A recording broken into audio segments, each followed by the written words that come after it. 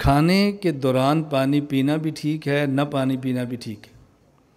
کھانے کے فوراً بعد طلب ہو تو پانی پینا بھی ٹھیک ہے، نہ پینا بھی ٹھیک ہے۔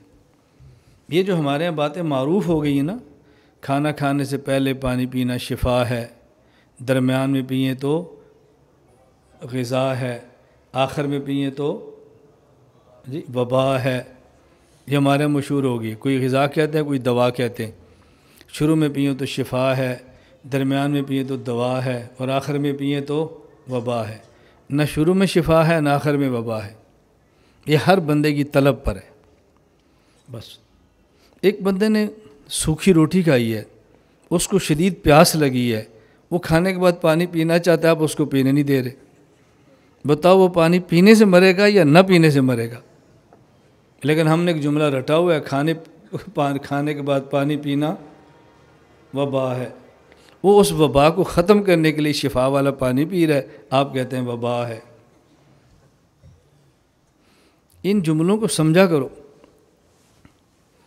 طلب ہے تو پہلے پی لیں، نہیں طلب تو پہلے مت پئیں کہ میں نے کھانا کھانا ہے۔ طلب ہے تو درمیان میں پی لیں، نہیں طلب تو مت پئیں۔ طلب ہے تو کھانے کے بعد پی لیں، نہیں طلب تو مت پئیں۔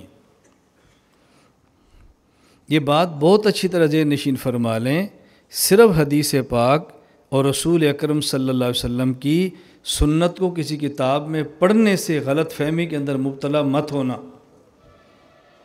کہیں الجھن ہو، شیخ بنانے کا فائدہ کیا ہے؟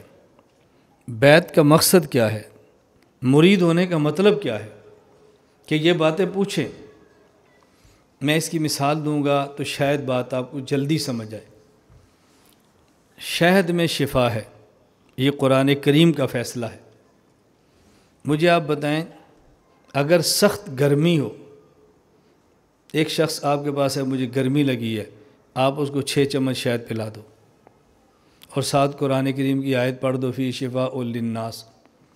وہ کہ جی میری تو بیماری بڑھ گئی ہے، تو الناس میں شامل ہی نہیں ہے، تو خناس ہو سکتا ہے، الناس نہیں ہو سکتا۔ اب میں قرآن کی بات مانوں یا تیری بات مانوں؟ بھائی شہد شفا ہے، اس میں کوئی شک نہیں ہے، لیکن بس اوقات اس کے ساتھ کچھ ملانا پڑتا ہے جو ہمارے علم میں نہیں ہوتا، وہ طبیب کے علم میں ہے۔ ایک شخص کو گرمی ہے، شہد ہی پلاؤ لیکن ساتھ پانی ملا دو ٹھنڈا، اب اس کی گرمی ختم ہوگی شہد کی وجہ سے، لیکن ساتھ پانی ٹھنڈا ہو۔ ایک آدمی کو سمجھ آ رہی ہے بات؟ سردی لگ رہی ہے، آپ اس کو شہد ہی پلاؤ، ساتھ اس کو پیاس لگی ہے، پانی ملاؤ لیکن گرم۔ اب فائدہ تو شہد سے ہو رہا ہے نا، لیکن شہد کے ساتھ کیا ملانا ہے؟ ایک آدمی کے مزاج میں خشکی ہے، شہد کھلاؤ ساتھ مکھن ملا دو، شہد کھلاؤ ساتھ کھجور ملا دو، لیکن دیکھو کس کے لیے ہے، ہر بندے کے لیے نہیں ہے۔ ہم مچھلی کھاتے ہیں، ہمارا مشہور ہے مچھلی گرم ہوتی ہے۔ اچھا یہ عجیب گرم ہوتی ہے کہ دنیا کے ہر گرم ملک کے اندر مچھلی بہت زیادہ ہوتی ہے، یہ کیسی گرم ہے؟ اب اس کا معنی کہ صرف گرمی نہیں ہے، گرمی کے ساتھ مچھلی کے اندر رطوبت بھی ہے۔ ایک ہے گرم اور خشک ہونا، ایک ہے گرم اور تر ہونا، دونوں میں فرق ہے نا۔ آپ کھجور کھا لیں اور تازہ کھجور ہو، یہ گرم بھی ہے اور تر بھی ہے۔ خشک کر کے چھوارا بنا کے کھجور کھلا لیں، گرم بھی ہے اور خشک بھی ہے، صرف تازہ اور خشک ہونے سے اثر بدل گیا ہے۔